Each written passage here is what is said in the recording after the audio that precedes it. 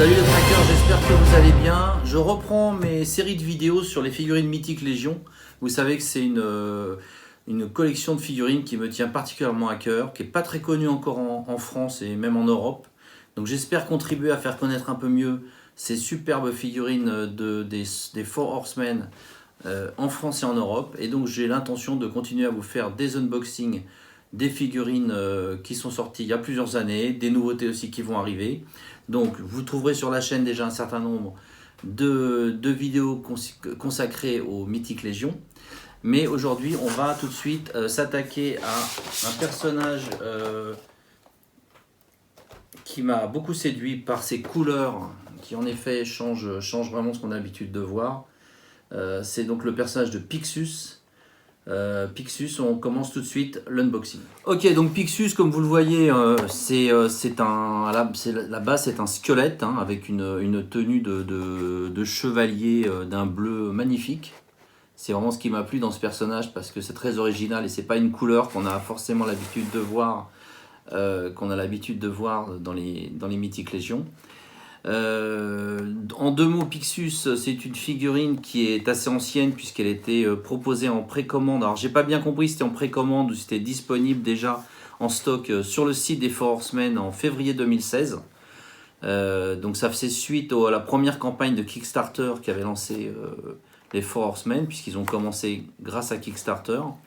Et donc ils avaient donc une première vague de figurines qui s'appelait donc la Mythique Légion numéro 1. Et après, en février 2016, ils ont rajouté quelques personnages, ils ont modifié un petit peu l'offre. Et ils ont proposé également donc ce personnage de Pixus, qui est un hommage à un youtubeur que vous connaissez peut-être, qui s'appelle donc Pixel Dan. Donc ce youtubeur américain, et qui devait être un proche ou un ami des membres du studio Four Horsemen, lui ont rendu hommage en faisant cette figurine à son effigie, ce qui est plutôt sympa. Depuis, il y en a eu d'autres, on aura l'occasion d'y revenir. Mais c'est vrai que c'est un petit clin d'œil que les Four Horsemen font à la communauté en de temps en temps produisant des figurines ou des reprints, mais qui rendent hommage à un YouTuber ou à quelqu'un ou à un customizer ou à quelqu'un de la communauté. Voilà.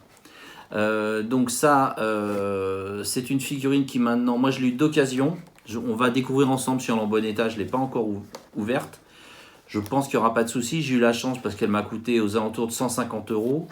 Aujourd'hui, c'est une figurine qui est neuve, qui coûte plutôt entre 250 et 300, voire plus. Je vous afficherai une petite image à l'écran, vous verrez une vente récente sur eBay. Elle devient vraiment très rare et très recherchée. Voilà.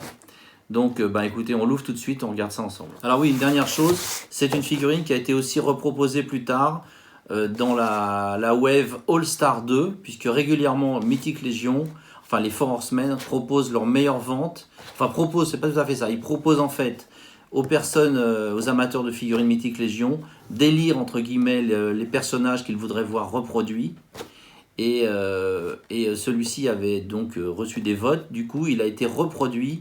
Alors je ne saurais pas vous dire exactement quand, quelques années ou quelques mois plus tard, dans le cadre de la Wave All Stars 2. Voilà. Là actuellement, on en est à la All Stars 5. Voilà.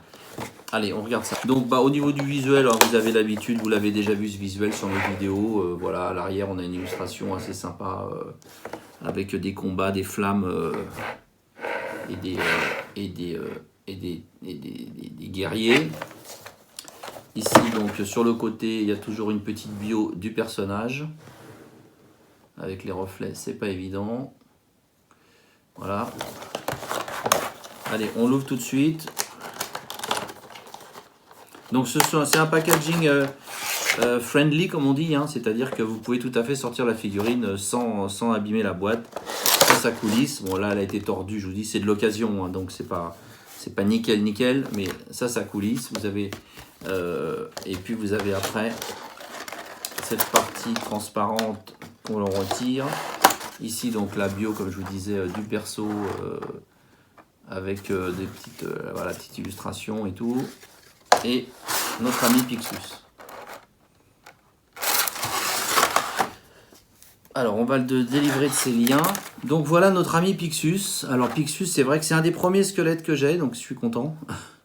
Je suis content parce que habituellement, j'avais des personnages qui étaient plutôt soit des humains, soit des soit des ogres, soit des orques, soit des nains, des gobelins. Et là, c'est un squelette. Voilà. Donc, il y a une lance qui va avec. Et tout un tas de petits accessoires. Alors, les petits accessoires, ça, c'est la bonne surprise. Le sachet est scellé. Donc, ça veut dire qu'ils sont neufs. Et qu'ils n'ont jamais été donc sortis de l'emballage. Donc ça, c'est plutôt une bonne nouvelle. Alors, on va regarder tout d'abord les articulations de notre ami Pixus. Donc, j'ai pas bien l'habitude de manipuler des squelettes. Donc, ouais, donc a priori, on a des simples articulations au niveau des genoux. Articulation au niveau des chevilles. Bon, bah ça pivote. Puisque c'est un peg, c'est une articulation en forme de boule. Hein, donc ça tourne. Grand écart, pas trop, j'ai l'impression, on va pas exagérer, non, grand écart, il n'y a pas de grand écart possible, il y a très peu d'amplitude à ce niveau-là. Au niveau des bras, simple articulation également au niveau du coude. Bon, ça pivote, la main pivote aussi, donc l'avant-bras pivote, enfin l'avant-bras, oui, non, on va pas dire l'avant-bras, parce que l'avant-bras, c'est... Ah bah si, l'avant-bras... Si, bah oui, forcément, l'avant-bras pivote puisqu'il y a une articulation. Et la main pivote également, enfin le poignet. Ok, la tête, bon, bah pivote complètement, même si le casque gêne peut-être un peu. Le casque est dans un plastique un peu plus souple. Enfin, ah non, je vous dis des bêtises. Là, je sais pas comment on appelle ça. Ça, c'est dans un plastique plus souple, mais le casque lui-même est rigide.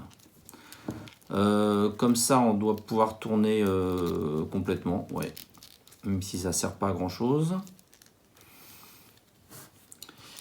Qu'est-ce qu'il y a d'autre comme articulation? On n'a pas d'articulation papillon, bien sûr, au niveau du dos. Donc des articulations un petit peu limitées, je dirais. Bon, c'est une figurine qui a 6 ans, hein, quand même.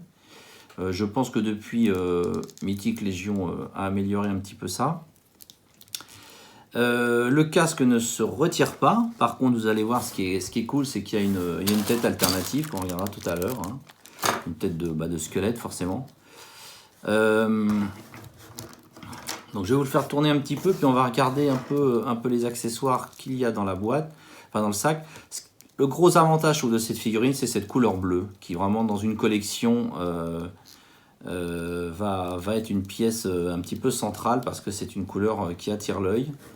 Il y a également des couleurs, de la peinture dorée, du plus bel effet, du weathering, il n'y en a pas beaucoup.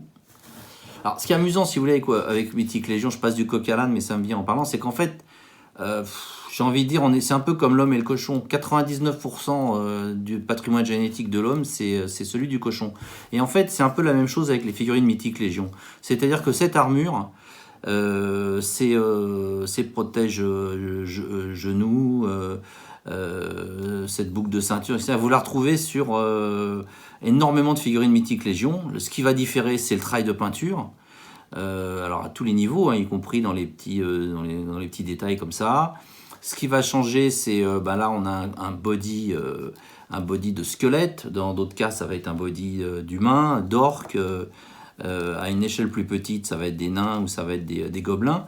Mais en fait, si vous regardez bien une collection complète de Mythic Légion, et c'est ce qui fait aussi que les types de Four Horsemen sont des malins, parce qu'en fait, ils réutilisent des pièces d'un personnage à l'autre. Et ils font des énormes économies d'échelle sur la fabrication, comme vous en doutez.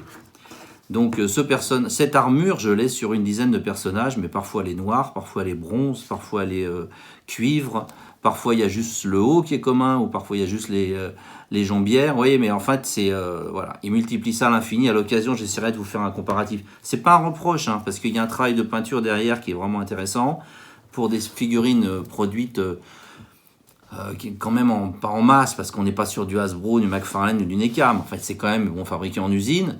Bon, on a quand même un travail de peinture, vous le reconnaîtrez, qui est quand même assez rare sur le marché actuellement. Voilà, on peut arriver à cette qualité sur des petites éditions, des petits tirages avec des peintures à la main. Là, on est quand même sur de la production plus importante, et je trouve que la peinture est vraiment exceptionnelle pour des figurines, voilà, ce qui explique aussi le prix bien sûr, puisque j'en ai pas parlé, alors je saurais pas vous dire combien il coûtait à sa sortie, mais c'est une figurine qui devait coûter peut-être 35 ou 40 dollars. Hein. Là je parle vraiment sous le contrôle de personnes, je peux me tromper complètement, c'était en 2016, je m'intéressais pas encore au Mythic Legion, mais si vous voulez, à une époque où une figurine Hasbro devait coûter, à l'époque, hein, je parle bien de 2016, où une figurine Marvel Legends devait coûter, je sais pas, peut-être 15 dollars à l'époque. Bon, bah là, on était sur du 35 déjà. Donc, vous voyez, c'était pas le même level. Par contre, bon, bah, il y a un travail de peinture, il y a un travail dans les détails, etc., qui est différent, bien sûr. Donc, je vais vous le faire tourner un petit peu. Et on va regarder un peu ce qu'il y a dans le petit sac des accessoires. Alors, ce qui m'ennuie, c'est que ça fait un petit peu de bruit quand je fais tourner ce truc-là. Mais ça vous permet de l'observer pendant l'autre. Donc on a une lance, bon, qui n'a rien d'exceptionnel. Hein, je mets ma main devant pour vous voyez un petit peu que ça fasse que la mise au point se fasse sur la pointe de la lance. Voilà. Voilà. Donc il n'y a pas vraiment de weathering sur le bout de la lance, sur la pointe. Je pense qu'il y avait plus de weathering depuis. Allez, c'était à une époque où les figurines Mythic Legion étaient peut-être encore un peu propres entre guillemets. Bon, bah là, vous avez le manche style bois, il n'y a rien à dire de particulier. Donc, on va ouvrir le petit sac. C'est la bonne surprise qu'il soit scellé parce que ça prouve que tout va être quand même, je pense, a priori très propre. Donc, vous avez une longue épée, voilà, avec ce manche également un petit peu couleur cuivre. Voilà, une belle lame. Voilà. Alors, grosse épée hein, par rapport au personnage. Voilà, toi tu tombes déjà, voilà. Alors Pixus, t'es gentil, tu tombes pas. Ah bah, bon écoute, on va arrêter ça parce que de toute façon ça fait du bruit, ça m'énerve. Je vais vous le laisser comme ça. Et ça va pas nous empêcher de regarder les accessoires. Donc, une tête de mort. Voilà. Du plus bel effet. Donc là, il y a un joli petit travail aussi de sculpture, de peinture. La mâchoire s'ouvre. Voilà. Donc là, on change facilement les têtes. Hein, on n'a pas besoin de trop chauffer. Ah là, il y a un pec du coup qui lui a l'air d'être un peu difficile à sortir. Donc je vous ferai ça tout à l'heure. Je chaufferai un peu tout ça. Enfin, en règle générale, voilà, c'est facile de changer les têtes. Vous avez un bouclier. Alors voilà, ça c'est pareil, c'est un bouclier que moi j'ai eu dans d'autres versions pour d'autres personnages, qui est d'une couleur différente, mais je reconnais tout à fait le sculpte, je reconnais tout à fait la forme. Donc un bouclier, voilà, comme ça, avec des petits détails tout autour, donc ça c'est plutôt très joli également. Et puis ici la petite poignée qui se met à l'arrière comme ça pour que le personnage puisse donc tenir le bouclier.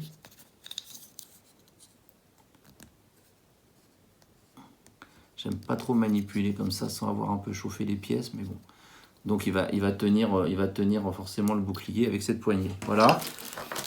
Et puis après, vous avez ce qu'on retrouve dans toutes les figurines Mythic Legion, ce qui fait que des pièces comme ça, je dois en avoir 50 de chaque dans un sac, ça sert pas à grand chose. Voilà, donc il y a cette espèce de ceinture qui se met soit à la taille, soit ce qu'on peut mettre sur le torse, etc. comme ça, pour éventuellement glisser dedans une épée. Bon, voilà. Bon, moi, je les utilise pas très souvent, ces trucs-là, parce que je trouve pas ça forcément très esthétique. Et puis, vous avez ces espèces de petites pièces aussi qui se mettent dans le dos ici. Et qui permettent d'attacher, alors, soit des ailes, si vous voulez customiser votre personnage avec des ailes, avec des qu'est-ce qu'on peut mettre d'autre éventuellement, qu'est-ce qu'on peut mettre dedans. Surtout, c'est principalement pour, si vous voulez, comme ils utilisent les mêmes corps, éventuellement, ce corps, il va être utilisé pour un personnage avec des ailes, ou un personnage qui va tenir, vous voyez, par exemple ici, ça sera pour mettre des épaulières. Donc, il va y avoir une pièce d'armure avec un trou qui va rentrer là, et il y aura une épaulière. Bon, là, il n'y a pas d'épaulière parce que le personnage de Pixus n'est pas avec une épaulière. Mais c'est pour ça qu'il y a un trou. C'est pour ça qu'un trou a été prévu. Ces pièces-là, voilà, elles permettent d'éloigner un petit peu éventuellement du corps. Si votre personnage il a à la fois des épaulières, forcément ça va prendre un peu de volume. Donc avec cette pièce qu'on va enficher là, ça va vous permettre de, vous voyez par exemple, de mettre 2 ailes de chaque côté dans les petits trous là. Je ne sais pas si c'est très clair ce que je vous dis, mais en fait, ça permet des combinaisons, si vous voulez, de personnages. Alors, ce qui est un peu ennuyeux, c'est que du coup, les ailes, elles sont quand même un peu loin, vous voyez, parce que ça, c'est quand même assez imposant, cette pièce. Hein. Donc, quand vous mettez des ailes dans le dos là, ça fait un peu loin du perso. Voilà, les amis. Bah, écoutez, Pixus, je vais vous le faire peut-être tourner un petit peu avec une autre tête, avec les armes à la main, et puis on va voir ce que ça donne. Donc, Pixus, en résumé, une figurine très élégante. Cette armure bleue est vraiment magnifique, avec les petits détails dorés. Je remonte le casque, qui est vraiment de toute beauté. Voilà, c'est un casque qu'on retrouvera sur d'autres personnages, mais c'est vrai que cette couleur bleue, ça lui donne une dimension supérieure qui est vraiment magnifique.